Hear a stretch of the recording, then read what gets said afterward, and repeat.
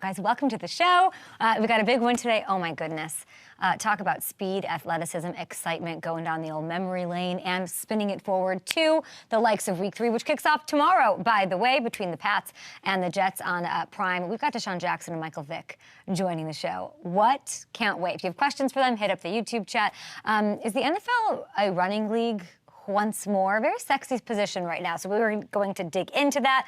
We've got numbers, things we're underreacting to from Week 2. We like to give out some love on our Wednesdays. And of course, attaboys.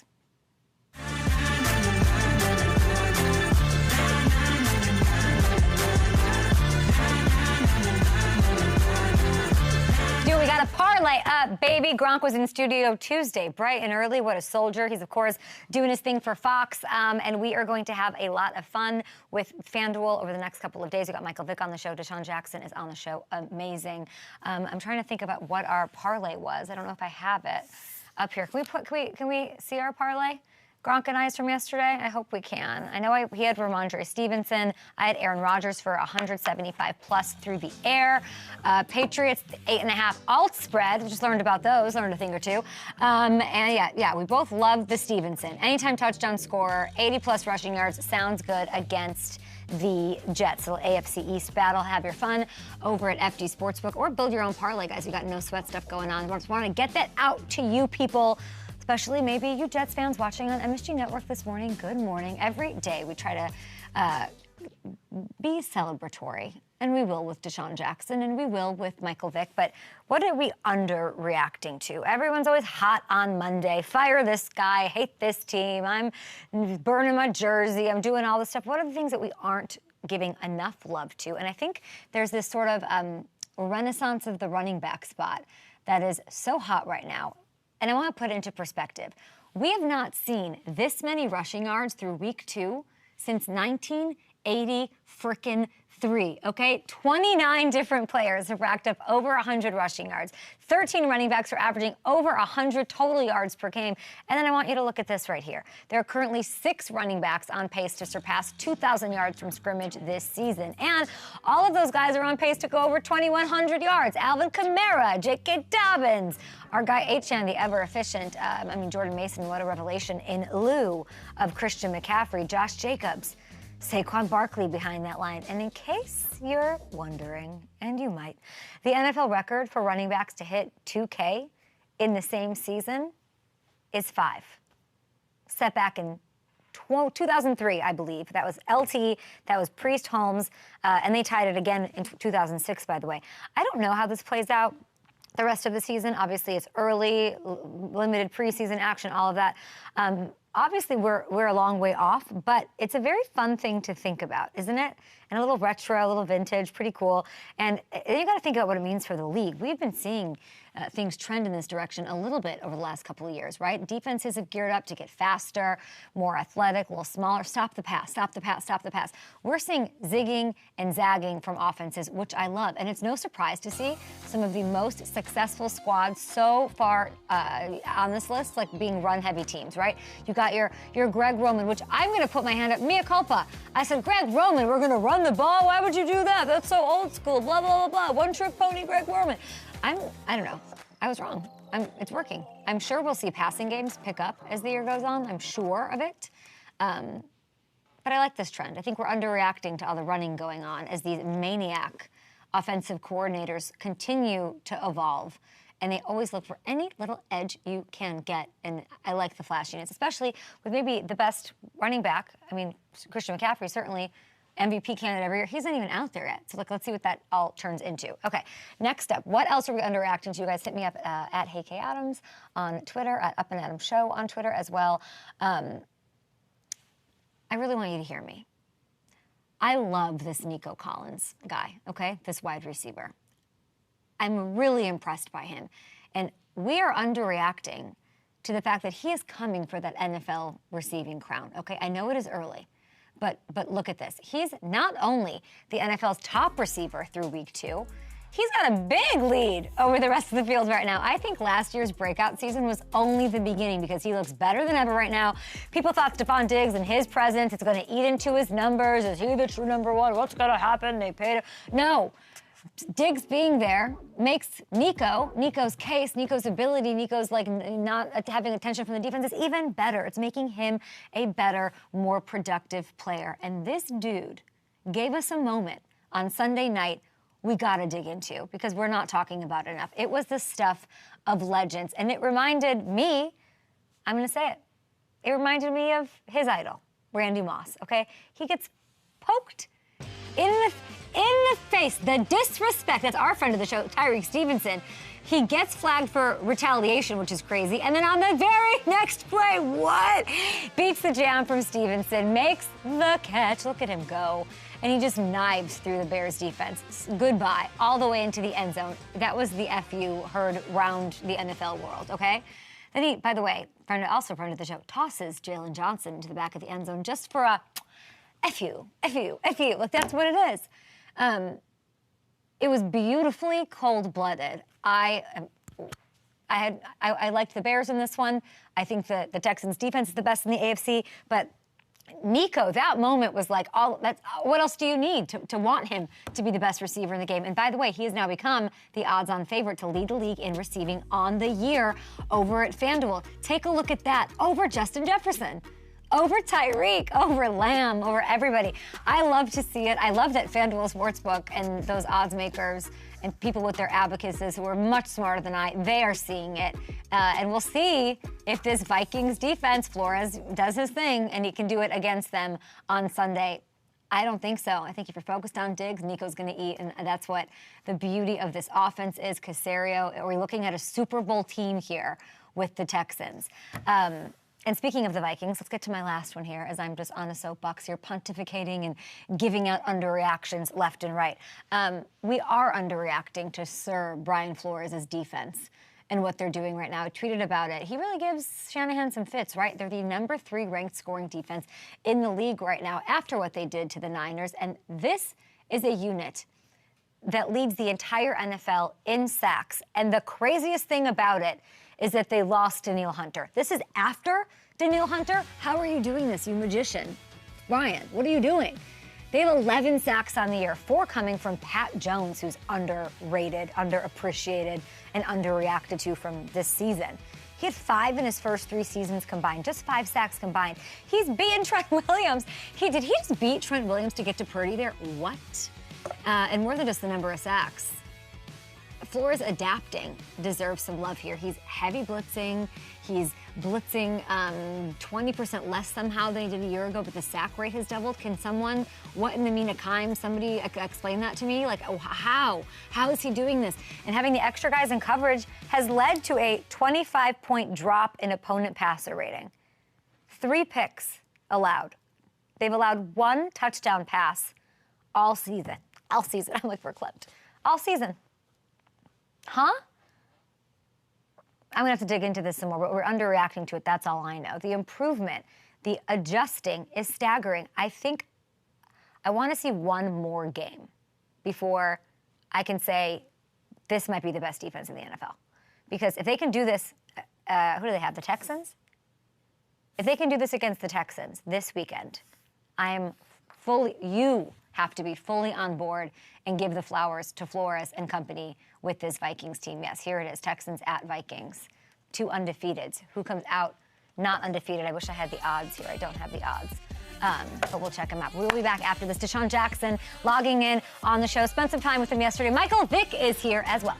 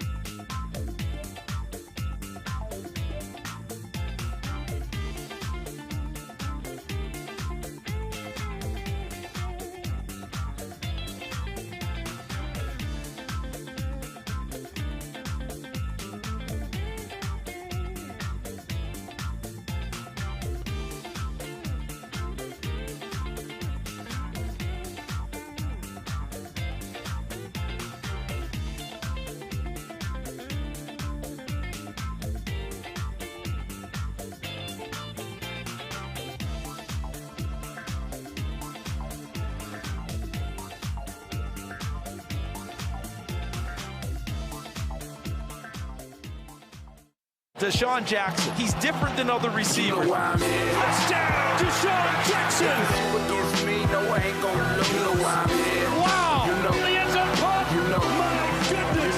Yeah, you know why I'm here. All right, the host of the 2510 podcast. I guess I should say co-host, but he's the one here with me, so I'm going to just call him, he's the host. You run the show. I'm the main host. You're the main host, one of the most electric receivers in NFL history. DeSean, when I see your highlights, I just miss an NFL where you're running around out there. I know. I don't miss it though. At all? Nah, I feel like I gave the game everything I can give it. I don't, you know what I mean? At the end of the day, I know. The great thing about it is I walked away knowing I can still play the game. And that's it's mind-boggling for a guy to play 15 years. Like, I could have literally played 18, maybe 20 years. Who knows? When you're seeing when you hear these comparisons, these like, oh, Rashid Shaheed, or, you know, back a couple of years ago, Tyreek Hill, or these, you know, these game breakers, Xavier Worthy, when you hear them and your name, do you like that? Or are you like, no, I'm one of one? I'm for sure one-on-one. I appreciate that. But, I mean, honestly, the games have the game has definitely how I look at it, I'm like a trendsetter, right? So for me, like, I feel like I've created an edge to the game where it's like before me, it wasn't too many of me. So now once you see DeSean Jackson do it, then you have a lot of people come after that. So for me, I'm here for it. And I love to see the game and see how it's a transition. And right now, it's a lot of passing going on. When I was coming up, it wasn't as much. So I'm happy to see the game definitely transition into a lot of passing. Which receiver in the NFL right now is closest to you? I mean, that's kind of hard to answer. I just feel like there's a lot of young, talented wide receivers, a lot of guys that show glimpse. Now, to say who's DeSean Jackson, that's kind of unfair to say, but like I would say, like a Tyreek Hill, he's a different player. He's a different player. I think our build is a little different. But I like Tank Dell. Tank Dell's a very young, talented wide receiver. Obviously, Xavier Worthy is still young, but he has glimpses of it as well too. But it's some great young talent in the league right now, though. And I'm happy for it. For me, I'm an older guy that's, you know, once did at a high level, and I love to see the youth, you know, basically take the game to another level. So there's no hatred. I don't get mad when I see young dudes breaking records or doing blossoming plays just like I did. I'm here for it. I love it. And they all sort of want to be you. They look at you. They watch your tape. They mention your name when I talk to them. You mentioned Xavier Worthy. Big week one out of him. He had these 2 touchdowns, and then somehow Coach Lou and the Bengals defense were sort of able to keep him under control in week 2. You know Andy Reid. What is the key for him to find consistency in that offense? Yeah, that's a great question. Yeah, so Xavier Worthy, obviously, we've talked multiple times, and one thing I like about him, he's willing to learn. Obviously, being in the Andy Reid system, when Andy Reid, during training camp, Andy Reid sent me a text message, and he was like, look at this kid. He reminds me a lot of you. And I said, hey, big fella. I said, slow down. It's only one D-Jack. I said, I like what he's doing. I said, you know, it's crazy. That quarterback, I'm jealous of your quarterback. I wish I would have had a quarterback. Now, don't get me wrong. McNabb, Michael Vick. I played with some great guys. Okay. Mahomes, I was mad at that. So, I mean, Xavier Worthy, he's obviously asked me, like, you know, how to get off the ball. You know, guys are trying to press him and, like, try to, like, slow his speed down. So, you know, I just told him, like, just be like a cat. Like, for me, the reason why I had so much success, I never really had a plan when I came to the line of scrimmage. Like, I literally would react. And I think if he can go into every game and every week, it's good to watch film. It's good to see what defenses are doing. But at the end of the day, things change. So a lot of times I thought I was going to see a certain coverage, and they came to the game and showed us something totally different. So I would say just, you know, react and just play and have fun. You know, the game's a lot faster than it was in college, though. Yeah. It's well said. You're saying you don't miss the game. I think the game really misses you, and that's the way you want to be, right? You're good, but there's some heartbroken Eagles fans out there. You and I talked about this on 2510 yesterday, and I sort of brought up, I think there's some confidence thing going. I think the team thinks they're going to lose, and then they lose. We've had a little bit now to think about it. How do we fix this for the Eagles going forward? Man, I think like it's crazy because whatever soundbite I'm about to say is gonna be like taken, and they're gonna be like, "Oh, D-Jack said this about the Eagles," so I have to be careful in what I say. You know, I want to pump them up and definitely uplift them, but at the end of the day, I mean, you just gotta look yourself in the mirror and ask yourself, what is it that you want to be? What's the identity this team wants to be? And like I told you yesterday, I expressed to you, I feel like we're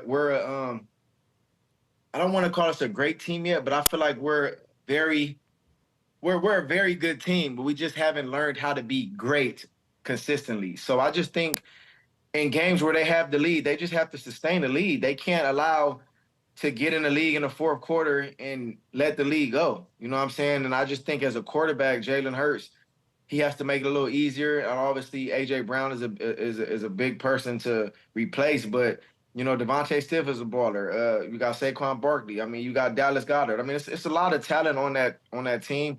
Where if one man is down, obviously he might not be AJ Brown, but you just got to make it easier. And I think run the ball. Like if I'm Kellen Moore, I'm just gonna run the ball. I would give the ball to Saquon in certain situations and just let him be a dog. Jalen said after the game that he spoke to the team and no coaches said a word. What do you make of that? I mean, this is his team. They rewarded him with the contract. I mean, obviously 200 and something million. And as a quarterback, I mean, it's on you to lead your team. And I think just as long as you're able to lead and show with what you're doing on the field, it obviously adds up. Now, Nick Sirianni, I know what type of coach he is. He's like a player. He's like a player type coach, so he's able to give his players that respect. But for me, I don't really look too much into it. We lost the game that we know we should have won into a team, a caliber of a team like the Atlanta Falcons. I just know we're better than that team. So it's just frustrating, but I mean, it's 1 week. You know, we got to bounce back this week, and we got some tough games coming up. You know what I'm saying? And we have a stretch of a lot of tough games. So I'm just excited to see what they do this year. Yeah, you say like, what is the identity of this team? It's crazy that we're in this again. Like, but it is like, what is the identity of this team? You have the consistency of the coach. You have Lane Johnson here, always got each other's back. You know, you have Jalen, he's paid. I said now you add this piece in Saquon, but it's still like, what is the identity of this team is still a question. It's weird. Yeah, I think you go on from, like I said, the Super Bowl, obviously, in a game where I felt we should have won, but you can't go back on that. You know, Patrick Mahomes is a beast, and we lost that game. So as far as the past year, we start off on fire, 10-1, and then we go down and lose 4 out of the last 6 games. I mean, that's terrible. And now off of a year where we bring in Kellen Moore, we bring in Saquon, you know, it's a lot of pieces to the puzzle that we brought in. So there's no more time to say, oh, next year's our year. I think like this year is our year, and we have to make it our year. I think we're a Super Bowl contender. I feel like we should be in the Super Bowl. Now, if the Chiefs are playing in that game, it's going to be a tough game to win. I love Andy Reid, and I love what he's doing over there. And it's like the big brother that you can never really beat. You know, all these years it was Tom Brady, and now that's what the Chiefs has turned into. So I just think, man, we'll see some great football from the Eagles, but we just got to figure out our identity. And my phone keeps falling, but we just have to figure out our identity and winning tough games, keeping leads that, you know, or sustaining leads. You're not just keeping it, just sustain the lead, and then obviously finish it in the fourth quarter. A football game is 4 quarters. It's not 3.5 quarters. It's not 2 quarters. You know what I'm saying? It's 60 minutes long, and at the end of the day, that's the mentality you have to have being an elite. Yeah, that should be the identity. Finishing should be that's what they should try to make the identity. They got the Saints in New Orleans. What do you think happens in that game? Sorry, they have the cut. Eagles have the Saints in New Orleans. Who you got? You heard my whistle? What is that? I mean, did you not just see the Saints beat up on the Cowboys? I did. So you think the It's Saints crazy. win again? Derek Carr is playing out his mind. I'm not going to sit here and pick on your show that my Eagles going to lose. But at the end of the day, they're playing some lights out football right now. And I just think off of what I've seen the past 2 weeks, Derek Carr is playing out his mind.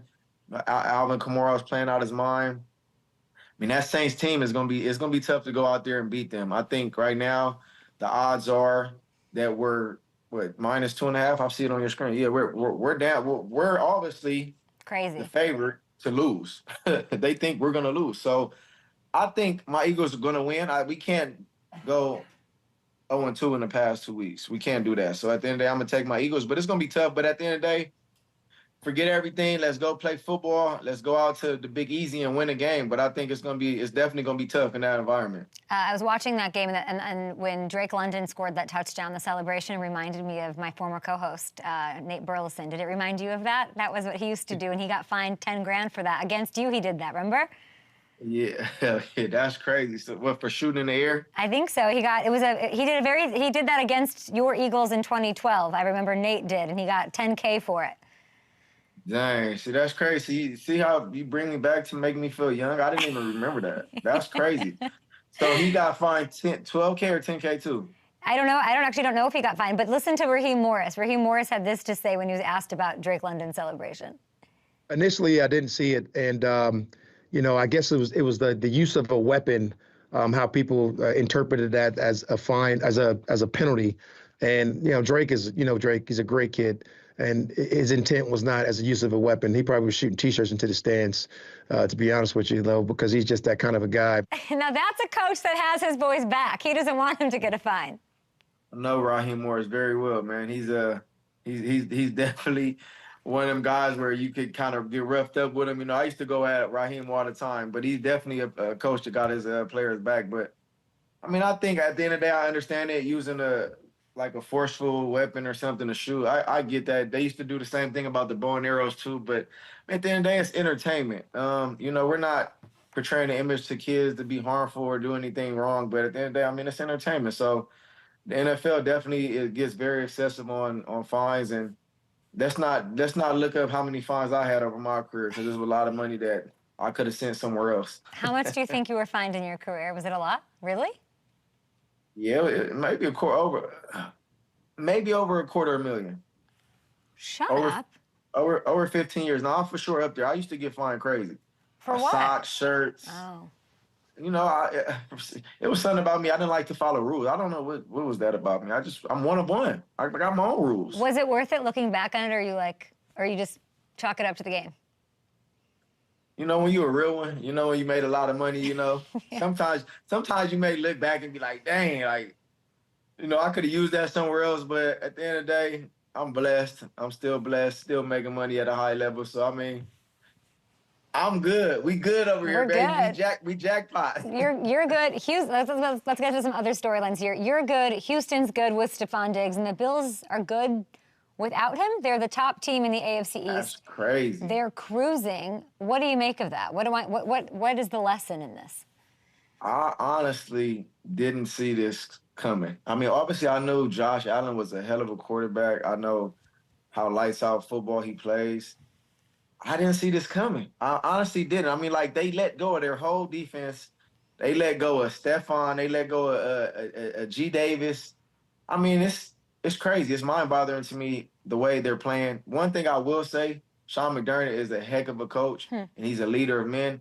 So I definitely understand where it's coming from, but I just didn't see it without all the – how you let go of your top two receivers, all these dudes, Poyer, Hyde, you let go of all these dudes, and y'all playing lights out football, man. It's kind of – it hurts me a little bit, because I was this offseason, I was on some media, shows, and I bashed them. I didn't think they was going to be good. They got the Jags at Highmark on Monday Night Football. That'll be an exciting matchup on ESPN for Joe and Troy to call. That'll be a good one with your favorite quarterback, Trevor Lawrence. That's what I was gonna say. My boy Doug Peterson over there, man. Dang, Doug, you talking about my boy? See, you know me too well, because I was finna tell you that's your boy and Trevor Lawrence. How they doing over there? You're so ridiculous. Ivor, you keep talking about coaches, so I have to ask, if I were to take. Andy's not on the board. You can't pick Andy. Who's the best coach in the NFL? Right now, present, or just all time? Present. Ooh, best coach right now in the NFL. I'm gonna go Sean McVay. Really? I'll go Sean McVay. Do you think they'll be okay? I think everyone thinks they're done. No Puka, no Cooper, and I just feel like they're gonna find a way. Because of him. Nah. No? Nah. I don't see it. It's gonna be tough. Where's your production coming from? Yeah, I guess that's a good question. I just feel like he'll figure it out. People are saying Stafford might get traded to the Raiders. I'm seeing this all over Twitter. Are you seeing that? And their quarterback is gonna be who, the young dude from Georgia they draft, or no, Garoppolo? I don't know, but I would be excited to see. I mean, I like Minshew. They like Minshew, but that would be a wild thing. Stafford to Devontae? Hooking up with Devontae, your boy Devontae? With my boy Devontae, your boy Trevor Lawrence. I don't know about that. I mean, honestly, I know Sean McVay. Obviously, he won a Super Bowl in 2021, so I just think he's a young, talented coach. I think he's doing the best he can with his talent right now. And obviously, after losing like an Aaron Donald, that's tough to replace. Obviously, their teams, they lost some kind of key players as well too. Obviously, Puka being hurt, Cooper going down. They got my boy Tutu Atwell might be able to pick up the slack. They got Demarcus Robinson. I mean, I don't know. You know what? I ain't gonna count them out quite yet. Okay, can I tell you that they're the underdogs to make the playoffs at plus 420? Well, I might throw some bread on that. That's kind of what I'm talking about. And you want the Eagles to run the ball. Why can't they just run the ball?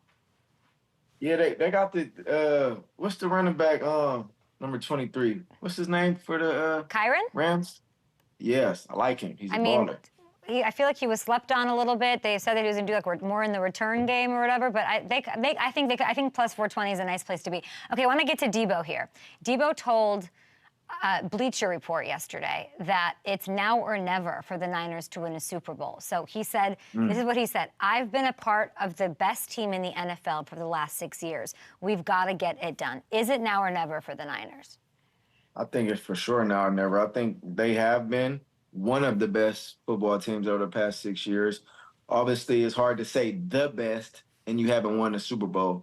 So I kind of got to give them a little kickback on that. But as far as their roster, I mean, as soon as they acquire CMC, I mean, obviously Brock Purdy. I know they had the young quarterback Trevor that they or was Lawrence for there. Not Trevor Lawrence. Lance. What is the guy's name? They got Trey rid Lance? of him, sent him back. Trey Lance. They sent him to Dallas. I mean, I feel like, honestly, and going back to when Jimmy G was there, they've been playing lights out football. My boy Trent Williams has been there. Their defense is stacked. So I think it is now or never for them. And at the end of the day, I got them really running their division. They're going to win their division. But as far as like the NFC, you got some good teams in the NFC. Mm-hmm. You got the Cowboys, you got the Eagles, Packers. You got the Saints playing out. You got the Packers. So I definitely see that they should definitely be in the NFC Championship game. Now them winning it, I don't know, but I definitely agree. It's now or never. If I was in Debo's position, it would be now or never for us. Gronk told me yesterday that they don't have like an it guy, which I thought was crazy. You said they don't have an it guy. Like, Christian's out, I guess, or he made the point that you need to. Trent Williams is their it guy, the guy that you know is going to bring it. And I was like, you have George Kittle, you have Brandon Ayuk, you have Debo. Like they have all the it guys, right? Right. So Gronk said they don't have an it guy? Yeah, that they don't have. He made it seem like without Debo being obviously banged up and without CMC, they don't have an it guy, like the guy who's going to, I think it meant like the safety blanket, but that should be Kittle. That could be, in Shanahan's offense, I feel like that should be anybody. Yeah, for sure. Yeah, I don't know if I agree with that. Yeah. I mean, I could kind of somewhat understand or see what he's talking about, because Debo, obviously, he's like the mentality, the heart and soul. CMC's the heart and soul. Like, you know what to expect from them, but obviously you go out and pay Brandon Ayuk all this money. You have George Kittle there. You got Trent there. You got Brock Purdy, even though he might not be the heart and soul. Mm-hmm. But, I mean, you still have a lot of talent on that team. And there's no reason. I mean, with your 2 guys down, you still got 4 other guys that are dogs. And then that guy, Jordan, what's the new running back name? Jordan Mason. Oh, my gosh. It's crazy about that story, because supposedly he didn't even know he was going to play, or he was getting a call in. From what Kyle said, he told him. So that's kind of strange. Kind of strange. Yeah, they don't have CMC. They do have the Rams. Those games are always so good. Don't you lose in that late window on Fox. All those eyeballs. Don't you lose to those beat-up Rams right now, Niners. That'll cause some drama. If they lose to that game, are you done on the 49ers if they lose to the Rams 0-2? I like it when they're in the big game. I want it to be them. I want it to be them against the Eagles to get to the Super Bowl and make it interesting. Those are teams that, those are the teams that disappoint. Like, don't disappoint me. Let's get there. But I do think it's early. It's yeah, early. but you know the 49ers have their edge over the past few years. Shanahan has the edge over Sean McVay. Well, Shanahan just lost to the Vikings and his, and Kevin O'Connell. So has been a guy who he knows pretty well. I don't know if I loved that. We'll see what they do. I want to ask you about college football. I don't have a lot of room in my heart, DeSean, for college football. My Saturdays are not for ball. I don't watch, but I got to tell you, on my timeline, on Twitter, Instagram, Cal is everywhere. Man, Cal's balling. Yeah. Hey, balling. What you say? Have you seen it? I'm seeing everything. I mean, they're dunking on Auburn fans. They're cooking Florida State fans. What's going on with this undefeated 3-0 Cal Bear team? Who do we have this week? We got the Florida State this week, right? Florida State. Yeah, because we're 3-0. We beat San Diego State last week. I'm going to just be real. These next two games coming up, Florida State and Miami, they're going to let me know a lot about this team. Obviously, beating Auburn was pretty I was like, oh, they got them. The first game of the season, UC Davis, not too crazy over that. Auburn that was a good win. And then last week, San Diego State, we're supposed to win that. This week right here, we're going to see a lot about these Cal Bears. But you know what? This is this mood, this era I'm in right now, this is pretty good. Because the last time I was able to cheer for the Cal Bears? When? Let's take a guess. When you were on the field for the Cal Bears? Man, for real. Even maybe going back when Keenan Allen was there, they was pretty good. But my Cal Bears, I've lost. You want to know? Yeah. That's another stat. Hey, that's another stat we could talk about. How much money you think I've lost betting other NFL athletes over my career on my college team losing? How much? About 2,000. 2,000? I've lost. Okay, I'm sorry. Hold on. So do you think you think Cal's going to win here? But I've heard Florida State's a crazy place to play. It's on the road at State. It's on the road at State. It is a crazy place to play. Florida State's favored by 2.5 points at home. We winning. Cal Bears, go Bears. We winning. And the reason why I say that, because, we go back and forth all the time, California versus Florida. I'm a Cali dude. I'm going to take my boys over Florida all day. And going back, 2005, we played in the Cal-Florida game. And guess what? That California team, the D-Jack, was on one. You're the best.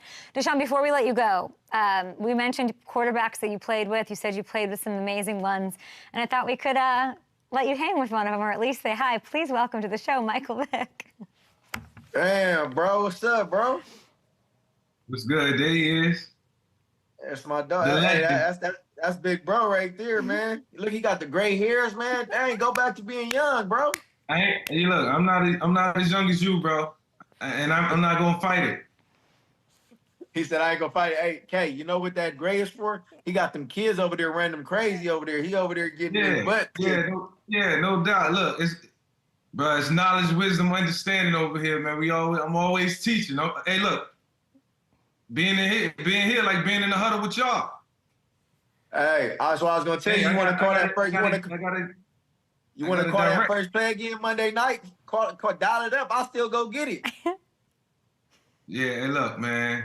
More people talk about that play than any play I ever been a part of. So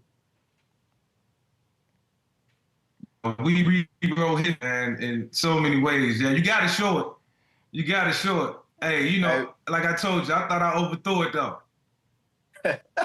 He said, Hey, we're gonna replay that in about 10 years. See if you can still throw it, and see if I can still run it in about 10 years.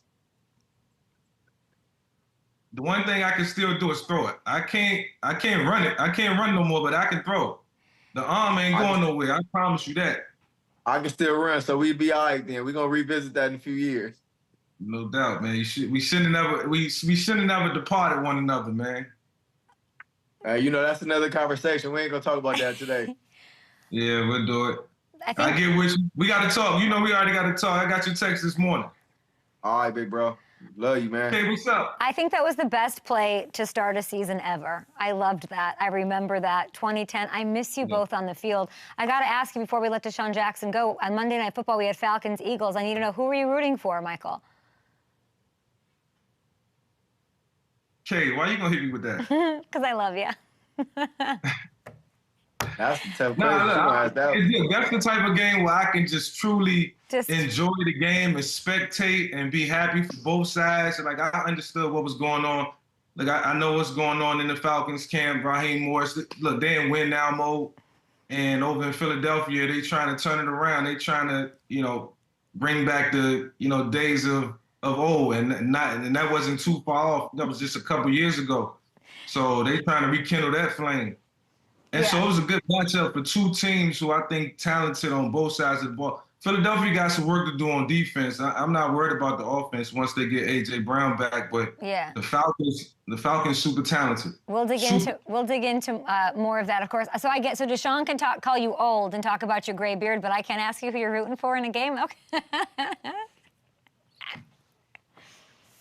That's a little bro. You sis too. DeSean, appreciate you. Y'all come at me however y'all want. No, we love you. We love you, DeSean. Listen to 2510 today. I'm actually on the podcast, so take a look, listen to him and LaShawn McCoy. We will be back with Michael Vick after this. Can you slate it for me? Thank you. Oh.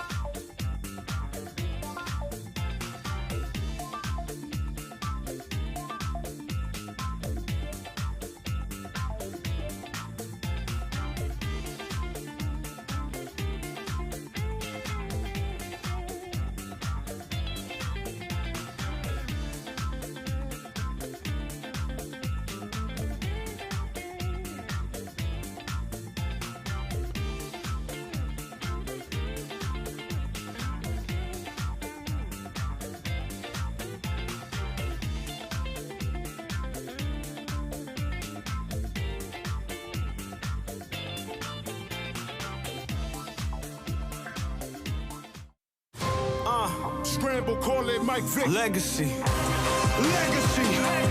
Legacy. Michael Vick. Oh, boy. Inhuman speed. Touchdown. Wow. I'll make the world remember me. Legendary. This is legacy. My next guest, a four-time Pro Bowl quarterback analyst for Fox NFL Kickoff, Michael Vick. Welcome back. How are you? I'm good, Kay. How you doing? Good to see you. It's great to see you. Always fun to check in. It's like always sort of a crazy thing to just watch you and DeSean Jackson talk about what it used to be like and what's going on. What's like the thing that sticks out to you the most through 2 weeks of NFL season so far? I would say the the defenses of a lot of teams really showing up, and whether it's scheme or if it's just through personnel, teams are having a lot of success, and it's not a lot of points being scored. It's only a couple teams who scored over 30 points, and I think that was New Orleans 2 weeks back to back. So other than that, it hasn't really been a lot of offensive production. We seen Kansas City and Cincinnati have a good one the other night.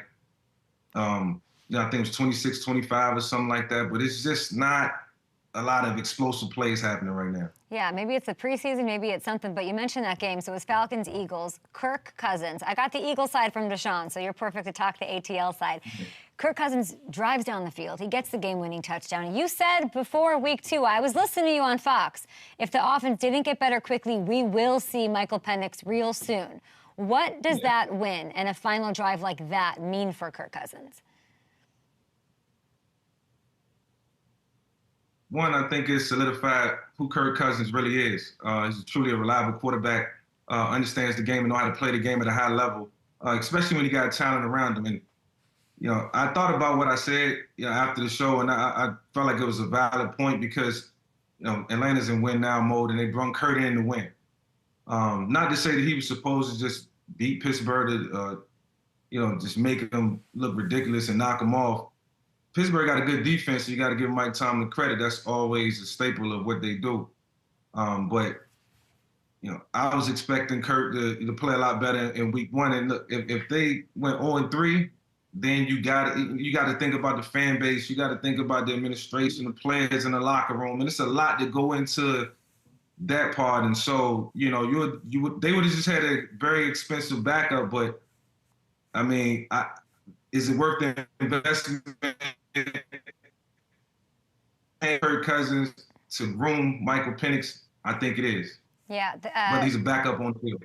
It's sort of a perfect situation. I saw this great footage of Penix watching Kirk operate, and that's what I want for him. I want him to be able to develop and sit. Like, very few quarterbacks get to do that anymore, and then you kind of see what happens around the league with some of these young quarterbacks developmentally, and they can't get it back, and a lot of them don't get the second chance in a better system, like we're seeing with Sam Darnold up in Minnesota.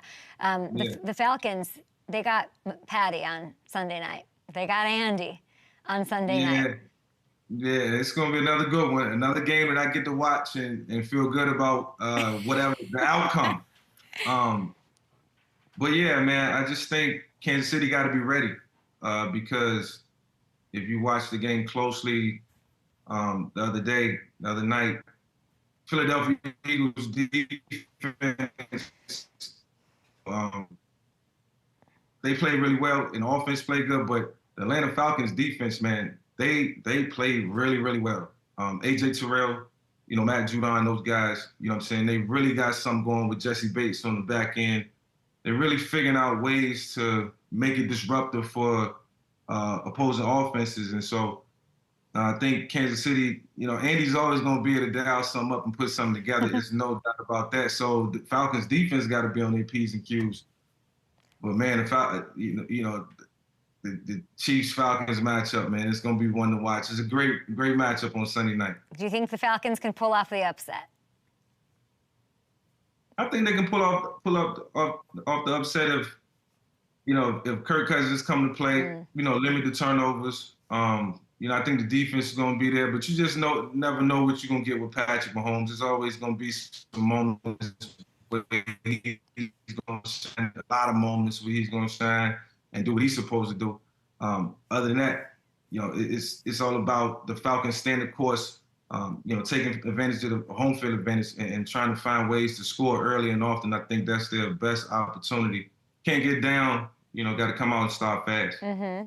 A lot of people do their job on TV on Sunday, Monday, whenever they're doing it on the radio, and they finish and they're just on to the next. I love hearing that you left Fox after making those Penix comments and you were thinking about it. That you're thoughtful. And I think a lot of that comes from you empathize, you can commiserate, you know what it's like. Yeah. First overall pick, right. Michael Vick. You didn't have the full-time, starter situation your rookie year. And so I look at, and I got to ask you about a guy like Bryce Young, thrown right in there in Carolina. What did you think of the benching, and what do you think needs to happen here? Yeah, when you mentioned quarterbacks, we talk quarterback play. I'm so passionate about it. You mentioned, just being thoughtful and having empathy for the position, knowing what the guys are going through out there from my own personal experience. I try to put myself in their shoes, and I know it's not easy. I know what the preparation is like. I know what it feels like to go to sleep on a Saturday night and knowing the next day that you have an immense amount of pressure on you to make plays and just be accountable.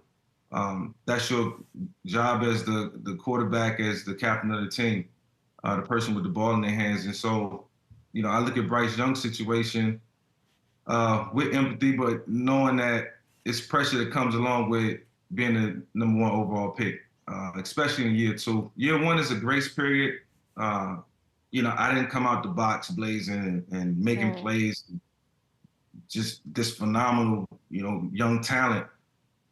It's growing pains my first year. Coming into that second year, it was more so about, letting the guys know that they can trust me, and I was going to be accountable, and I was going to do my job. So, Bryce right now has to hit the reset button. Good for him that he get to play the backseat. He get to be the number 2.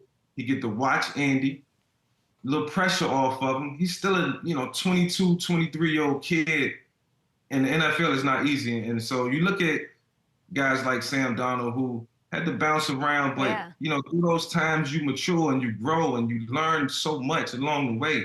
It allows you to get better. So I say this on your show, Kay, I'm not writing Bryce Young off. I'm not writing him off. How does he get it back? I think he stayed the course. You keep working hard every day. You show up, you ask questions, you be assertive, you be attentive, continue to take on that leadership role and show, look, I'm growing.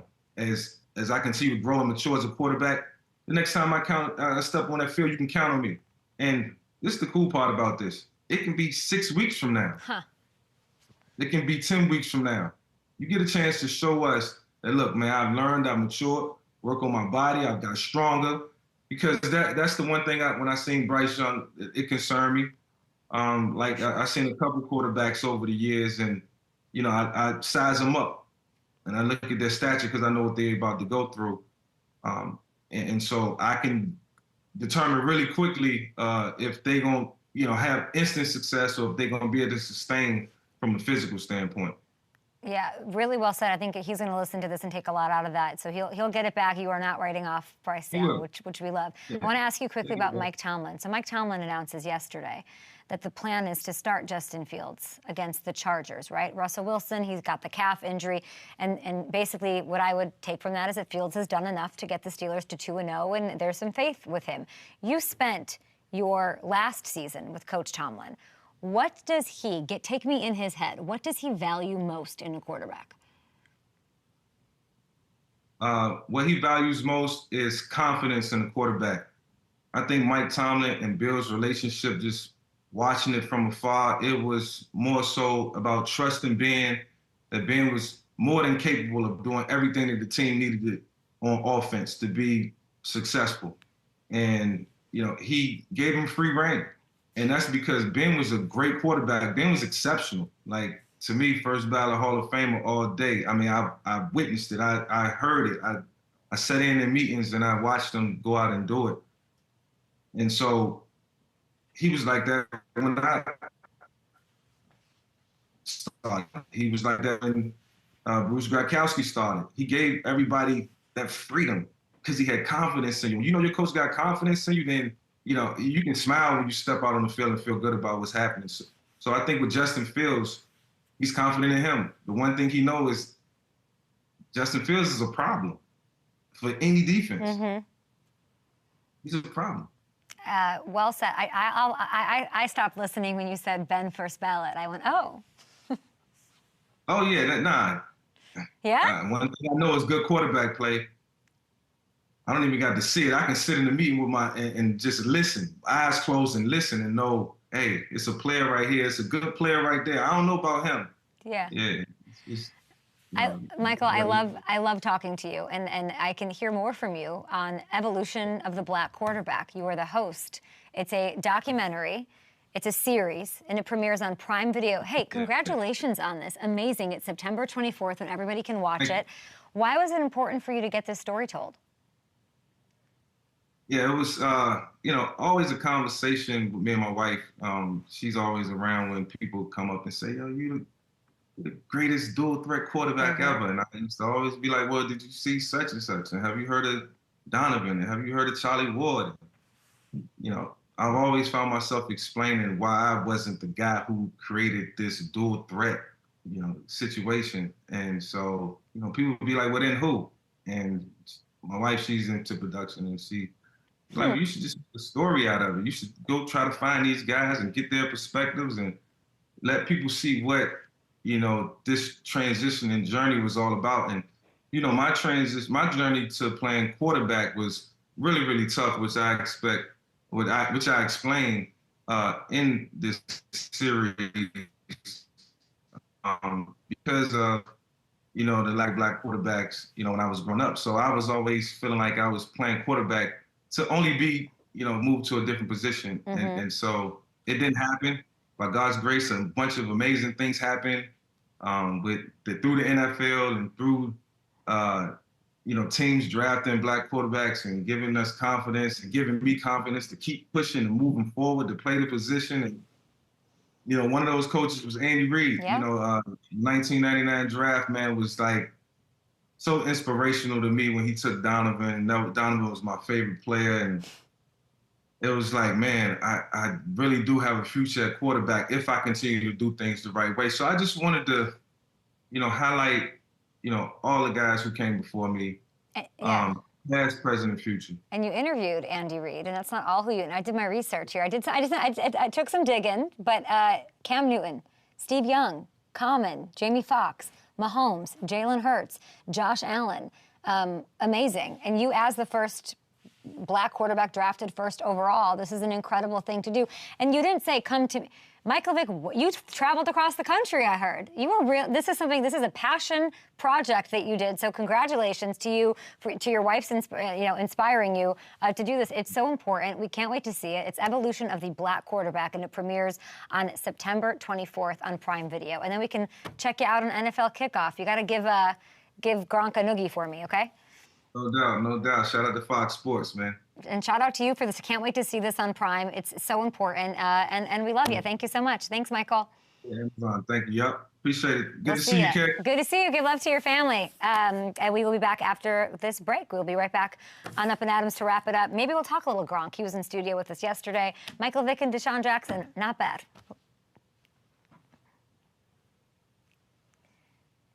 Okay. No problem.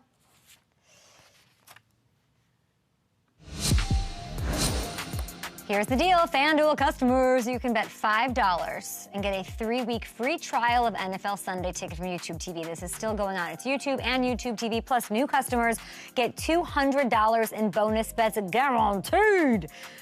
When you bet your first $5, go have some fun. Download the FanDuel app. It is easy. You can get in on the NFL action today, and there's always some real fun promos going on. We've got a no-sweat bet with Gronk and I, but time to hand out some attaboys, where I highlight a few players who deserve a little love, and I'm going to start with the Seahawks.